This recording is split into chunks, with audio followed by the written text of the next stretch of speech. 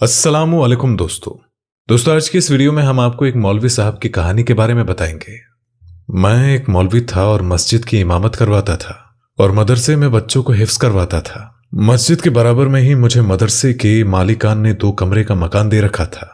मेरी माली हालत अच्छी नहीं थी, यहाँ तक कि मैं ज़कात और खैरात भी लोगों से ले लेता था, क्योंकि मस्जिद के हदिये से मेरा और मेरे घर का गुजर बसर मुश्किल से होता था। इस महंगाई के दौर में जहां 2 बच्चों की परवरिश करना भी एक इम्तिहान बन चुका था, और मेरी तो 7 जवान बेटियां थी जिन्हें मैंने कुरान और दीन की तालीम से आरास्ता किया था। स्कूल की उन्होंने शक्ल भी नहीं देखी थी। 2 वक्त की रोटी के अलावा उन्हें मजीद सहूलियत देने से मैं कासिर था। मेरी अहलिया इंतकाल कर चुकी थी। मैं अकेला ही सारी जिम्मेदारियों से निपटने के लिए रह गया था। मेरी सारी बेटियां खुश शक्ल थी, लेकिन दहेज न होने की वजह से उनके रिश्ते नहीं हो रहे थे। अपनी बच्चियों की शादी की वजह से मैं बेहद परेशान था। लेकिन एक दिन मेरे साथ कुछ अजीबो गरीब सा वाकया हुआ। मैं शाम के वक्त लोगों के घरों में कलाम पाक पढ़ाने जाता था और इससे मुझे अच्छा खासा हदिया मिल जाता था। मैं घर में कुरान पढ़ाने जा रहा था जब मैंने रास्ते में फुटपाथ पर एक फकीर को बैठे देखा, जिसके पास बहुत से लोग बैठे हुए उसे अपने मसाइल बता रहे थे। उनमें से एक शख्स कहने लगा कि मेरी 4 बेटियां हैं, बेटा कोई नहीं है और मुझे बेटा चाहिए। वो फकीर मेरी ही उम्र का होगा। उस शख्स को कहने लगा कि अगर तू अपनी एक बच्ची मुझे दे दे और देख फिर तेरे घर कैसे नरीना बच्चों की लाइन लग जाएगी। मुझे उस फकीर की बात सुनकर बहुत हैरत हुई कि कोई शख्स अपने लगते जिगर को सिर्फ बेटे की ख्वाहिश पर दे सकता है, वो भी किसी फकीर को। कहने लगा कि मुझे आपकी करामात पर भरोसा है। मुझे याद आने लगा कि लोग ऐसी बातों पर बहुत यकीन रखते हैं, ऐसी बहुत सी मिन्नतें मान लेते हैं कि हमारी बेऔलादी की बीमारी खत्म हो जाए तो हम एक बच्चा फला दरबार की नजर कर देंगे। लेकिन मेरा इन बातों पर कतई यकीन नहीं था, इसलिए जो लोग फकीर के पास बैठे थे मुझे अहमक लगे थे। लेकिन जो बात वहां मौजूद एक दूसरे शख्स ने कही, वो बात मुझे बहुत बड़ी उलझन में डाल गई। इस बात पर मैं सोचने पर मजबूर हो गया और मैं उस फकीर के पास चला गया। मैंने कहा कि सच में ऐसा मुमकिन है? वो फकीर कहने लगा, कुर्बानी कभी रायगा नहीं जाती, लेकिन जो कुर्बानी उसे चाहिए थी वो देने का मैं मुतामिल नहीं था। गरज में अपने उलझे हुए जहन के साथ वहां से बाहर चला गया, जहां मैं कलमाए पाक पढ़ाने गया। पहली बार ऐसा हुआ था कि कलमा पढ़ाते हुए मेरे दिमाग में उस शख्स की ही बात घूम रही थी। मैं घर आया तो मेरी बेटी ने मुझे खाना गर्म करके दिया। मैंने खाना भी गायब दिमागी के साथ खाया।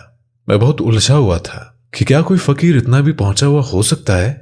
मैं शायद इस बात को फरामोश भी कर जाता, लेकिन अगले ही रोज वो फकीर मेरे दरवाजे पर पहुंच गया और कहने लगा, तेरी 7 बेटियां हैं, लेकिन सबकी सब गैर शादीशुदा है। कोई तेरी दहलीज पर रिश्ता लेकर नहीं आता, अगर आता भी है तो बात को आगे नहीं बढ़ाता। मुझे उसके मुंह से ये सब सुनकर हैरत का बहुत बड़ा झटका लगा कि उसे ये सारी बातें कैसे मालूम हो सकती है। वो कहने लगा कि अपनी एक बेटी की शादी मुझसे कर दे, तेरी सारी बेटियां अच्छे खानदान में ब्याही जाएंगी।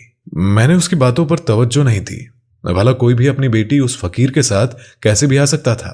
उन्हीं दिनों एक और जगह से लड़के वाले मेरे घर पर मेरी बेटियों को देखने आए। मेरी सारी बेटियां सोमो सलाद की पाबंदी थी, सुलझी हुई साबुत कदम थी कि मैंने तो ये भी सोच रखा था कि बड़ी से शादी करने की शर्त भी नहीं रखूंगा। जो बेटी उनको पसंद आएगी उसी को ब्याह दूंगा। उन्हें मेरी बेटियां तो पसंद ही थी, लेकिन बात वही थी कि वो बगैर दहेज के लिए शादी करने को तैयार नहीं थे। मेरी बड़ी बेटी की उम्र 30 साल के करीब होने वाली थी। सब में 1 साल का फर्क था। छोटी बेटी 18 बरस की थी। और अब तो मैंने शादीशुदा अफराद और ऐसे लोगों के रिश्ते भी देखने शुरू कर दिए जिनकी पहली बीवी मर चुकी थी और वो दूसरी बीवी के लिए ख्वाहिशमंद थे कि वो उनकी औलाद को पाल सके। लेकिन जाने की आजमाइश थी कि यहां भी मेरी बेटियों की शादी नहीं हो रही थी। वो फकीर रोज ही मेरे दरवाजे पर आता और यही एक सदा लगाता और वहां से चला जाता। फिर मुझे उस शख्स की बात भी याद आने लगती कि जो उस वक्त उस शख्स ने उस फकीर की करामात बताते हुए कही थी। न जाने मैं अब क्यों सोच में पड़ गया था। मैं उस वक्त एक मजबूर बाप था जिसकी बेबसी की आखिरी हद थी। मैं 6 बेटियों की खातिर एक बेटी की बलि चढ़ाने पर मजबूर था। मैं पिछले 4 सालों से ठीक से सो नहीं पाया था। जैसे जैसे साल गुजरते थे मेरा बुढ़ापा और मेरी बीमारी भी बढ़ने लगती। अगर मेरी आंख बंद हो गई तो मेरी बच्चियों का क्या होगा। इसीलिए मैं उनकी शादियों के लिए बहुत फिक्रमंद था। एक दिन मैं ये सोचने पर मजबूर हो गया कि एक बेटी की शादी कुर्बानी के तौर पर आजमाइश की भट्टी में डालकर बाकी 6 बेटियों की खुशियां खरीदूंगा, क्योंकि मैंने उस फकीर शख्स को यह कहते हुए सुना है कि फला शख्स जो आपके पास आया था और अपनी बेटी का निकाह आपसे किया था, उसकी करामात से उसकी बाकी सारी बेटियां सुकून की जिंदगी गुजार रही है। मैं चारपाई पर बेचैन सा लेटा हुआ था। मैंने करवट ली और आंसुओं से लबरेज आंखें बंद कर दी। तो सबसे पहले सबसे बड़ी बहन का चेहरा मेरी निगाहों के सामने आया। पहली बार मुझे बाप का दर्जा उसी ने दिया था। पहली बार मुझे अब्बा उसी ने पुकारा था। वो मेरी पहली औलाद थी। मेरी जिगर गोशा, मेरे बुरे हालात में उसने सबसे ज्यादा मेरा साथ दिया था। अक्सर ये होता कि ईद के कपड़े खरीदते हुए पैसा कम पड़ जाता था तो वो मेरे कान के पास आकर सरगोशी करती कि अब्बा मेरे लिए कपड़े नहीं लेना, छोटी बहन के लिए लेना, वो छोटी है। ईद वाले दिन वो बच्चों के साथ खेलने जाएगी तो सब बच्चे नए लिबास में होंगे तो उसका दिल दुखी होगा। मैंने नहीं में सिर हिलाया कि नहीं, बड़ी बेटी नहीं। फिर मैंने दूसरी जानिब करवट ली। आंसू टूटकर आंखों से निकलकर थक गए। दूसरी बेटी के बारे में ऐसे ख्याल सताने लगे कि सबसे छोटी बेटी की कुर्बानी देने पर राजी हो गया। बड़ी मुश्किल से मैंने फैसला किया कि छोटी बेटी को फकीर से ब्याह देता हूं और सुबह तक मैं ये फैसला कर चुका था। इसीलिए सुबह फकीर के बाहर घर आने पर मैंने उससे कहा कि मैं उसका निकाह अपनी छोटी बेटी से करने को तैयार हूं, लेकिन रुखसती उसी वक्त होगी जब मेरी बेटियां अच्छे से घर में बस जाएंगी। फकीर ने मुझे गौर से देखा, फिर मेरी बात मानकर वो चला गया और मेरे लिए ये वक्त बहुत कड़ा था। मैंने अपनी छोटी बेटी को एक खूबसूरत लिबास ला कर दिया। उससे कहा कि तैयार हो जाओ। वो नया जोड़ा देखकर बहुत खुश थी। सुर्ख रंग के जोड़े को सुर्ख चूड़ियां पहने वो मुझे दिखाने लगी कि मैं कैसी लग रही हूं। उसका गुलाबी चेहरा देखकर मुझे फकीर की सांवली रंगत और अधेड़ उम्र का ख्याल आया तो मेरा दिल खून के आंसू रोने लगा। मैंने बेइख्तियारी छोटी को अपने सीने से लगाया, उसकी पेशानी पर बोसा दिया। बहुत सारी दुआएं दिल से निकली और ये भी दुआ निकली कि खुदा किसी बाप पर मेरे जैसा वक्त ना लाए। थोड़ी देर के बाद फकीर निकाह ख्वाह और चंद गवाहों के साथ मेरे घर आ गया। मैंने सब बच्चों को दूसरे कमरों में भेज दिया और छोटी बेटी के पास सर झुकाए बैठ गया और उसके सामने हाथ जोड़े और फूट फूट कर रोते हुए माफी मांगने लगा। मैंने कहा कि मुझे माफ कर दे, तेरा बाप बहुत मजबूर था, इसलिए तेरा निकाह एक फकीर से करने लगा हूं। इसे मेरी मजबूरी समझकर अपने बाप को माफ कर देना। मेरी बात सुनकर मेरी बेटी का मुस्कुराता चेहरा फीका पड़ गया। उस फकीर की बिगड़ी हालत तो मेरी बच्ची भी देख चुकी थी। मुझे लगा कि वो बहुत रोएगी, मेरी मिन्नतें करेगी कि अब्बा मेरा क्या कसूर है, मुझे क्यों जानबूझकर अजाब में मुब्तिला किया जा रहा है, मुझे क्यों इस आजमाइश में डाल रहे हो। लेकिन वो ऐसे चुप थी कि जैसे पत्थर का मुजस्समाबन हो गई हो। फिर उसने अपने हाथों में मेरा हाथ थामा, मेरे बहते आंसुओं को अपने हाथों से साफ किया और बोली, अब्बा आप मेरी जान कुर्बान, मुझे कोई एतराज नहीं है। आप जो कहेंगे मैं वही करूंगी और कभी आपसे शिकवा नहीं करूंगी। थोड़ी देर के बाद निकाह पढ़वा दिया गया। निकाह के बाद वो फकीर वहां से उठकर बाहर चला गया। मेरी छोटी बेटी चुप सी रहने लगी थी, वरना तो वो मेरे घर की असल रौनक थी, लेकिन मैं उसके सामने मुजरिम लग रहा था। कुछ ही दिनों में मेरी बड़ी बेटी का रिश्ता आ गया और बिना दहेज के उसका निकाह हो गया, रुखसती भी हो गई। मुझे यकीन ही नहीं आ रहा था कि ऐसा भी हो सकता है।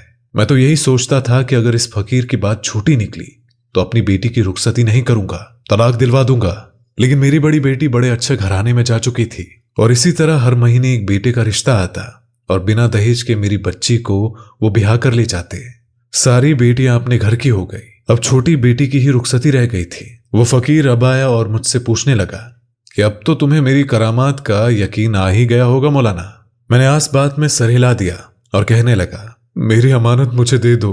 मैंने कहा कि मेरा घर खाली हो गया है, मेरी इस बच्ची को मेरे पास रहने दो। मेरा दिल जख्मी हो चुका है। मेरा दिल नहीं चाह रहा था कि मेरी बच्ची फकीर के साथ रुखसत होकर जाए, लेकिन अपनी जुबान से फिर जाने का मतलब तो यही था कि बाकी बेटियां भी वापस मेरी दहलीज पर आ जाती। इसलिए मैंने चंद दिन बाद कड़े दिल से अपनी बेटी उस फकीर के साथ रुखसत कर दी। चंद लम्हात तो ऐसे ही गुजर गए। मस्जिदों और मदरसे की जिम्मेदारियों में मैं अपनी बेटियों को अक्सर नजरअंदाज कर गया था, लेकिन फिर सोचा कि मुझे अपनी बड़ी बेटी से मिलने के लिए जाना चाहिए और मैं शादी के बाद बच्चों से मिलने ही नहीं गया। पहले मैंने अच्छे अच्छे फल खरीदे और फिर साफ सुथरा लिबास पहना और एक रिक्शे में बैठकर बड़ी बेटी के ससुराल पहुंच गया। लेकिन मुझे हैरत का झटका तब लगा जब दरवाजा बजा बजा कर मेरे हाथ दुखने लगे, लेकिन दरवाजा किसी ने नहीं खोला। पहले मुझे ये ख्याल आया कि शायद घर में कोई ना हो, बाहर गए हो। अगर कोई होता तो शायद बाहर आता। मैं परेशान हो गया। मैं गली में खेलते बच्चों को रोक कर पूछने लगा कि ये लोग कहाँ गए, और मुझे ये लग रहा था कि शायद इन्हें मालूम होगा। लेकिन जो खबर उन लोगों से सुनने को मिली उसे सुनकर मेरे तो होश ही उड़ गए। वो कहने लगे कि हम उन लोगों के बारे में कुछ भी नहीं जानते, ये तो बस 1 महीने के लिए आए थे और पता नहीं बेटी की शादी करके कहाँ चले गए। ये सुनकर मेरे होश ही उड़ गए थे। कुछ पता है कि वो लोग कहाँ गए थे? मैंने मजीद पूछा। उन्होंने जवाब दिया कि नहीं, वो अनजान लोग थे।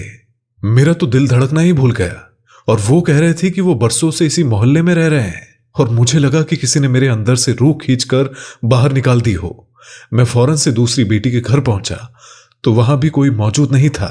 वो लोग भी वक्ती तौर पर बाहर किराए के मकान में रहते थे और अभी एक माह पहले ही जा चुके थे और यही खबर मुझे 6 बेटियों के ससुराल वालों के बारे में सुनने को मिली।